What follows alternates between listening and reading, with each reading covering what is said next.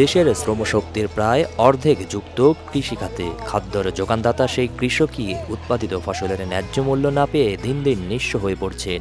ধান, পাট, গম, শাকসবজি সহ নানা ফসল ফলিয়েও অধিকাংশ সময় উৎপাদন খরচ তুলতে পারছেন না তারা।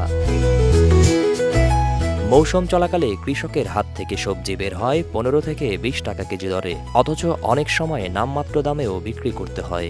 রাজধানীতে এসে সেই একই সবজির দাম দাঁড়ায় 6 গুণেরও বেশি। মাঝখানে দালাল, ফরিয়া, পাইকার, সিন্ডিকেট ও কর্পোরেট চক্র। মোটা তাজা হচ্ছে মধ্যস্থভোগী গোষ্ঠী, কিন্তু কৃষকের ভাগ্যের পরিবর্তন ঘটছে না। উচ্চ মূল্যে জমি চাষ, শ্রমিকের মজুরি, বীজ, সার ও কীটনাশক কিনতে গিয়ে ঋণের জালে জড়িয়ে পড়ছেন অসহায় কৃষক। দাদন ও মহাজনী ঋণের বোঝায় অনেকে হারাচ্ছেন জমি জিরাত, কেউ কেউ পথে বসেছেন। দেহের মতোই জীর্ণ হয়ে পড়ছে কৃষকের বসতবাড়ি। এ অবস্থায় কৃষকের সঠিক মূল্য নিশ্চিত করতে এবার স্মার্ট কৃষক কার্ড চালুর উদ্যোগ নিয়েছে নতুন সরকার। প্রধানমন্ত্রী তারেক রহমানের পূর্ব ঘোষিত প্রতিশ্রুতির অংশ হিসেবে এই প্রকল্প বাস্তবায়নের প্রস্তুতি চলছে।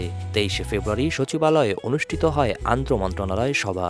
দ্রুত পদক্ষেপ নেওয়ার নির্দেশ দেন প্রধানমন্ত্রী। পরে গণমাধ্যমে তথ্যমন্ত্রী জহির উদ্দিন স্বপন জানান, ফ্যামিলি কার্ডের মতো দ্রুত স্মার্ট কার্ড বাস্তবায়ন করা হবে। এই কার্ডের মাধ্যমে কৃষকের উৎপাদিত ফসলের ন্যায্য মূল্য নিশ্চিত করার আশা করছেন সংশ্লিষ্টরা। যাদের ঘামে ভরে ওঠা দেশের ভাণ্ডার, তাদের ন্যায্য মূল্য নিশ্চিত না হলে টেকসই হবে না কৃষকের ভবিষ্যৎ। ফসল ফলায় কৃষক, এবার কি বদলাবে তার ভাগ্য? জহির রায়হান, দেশ রূপান্তর।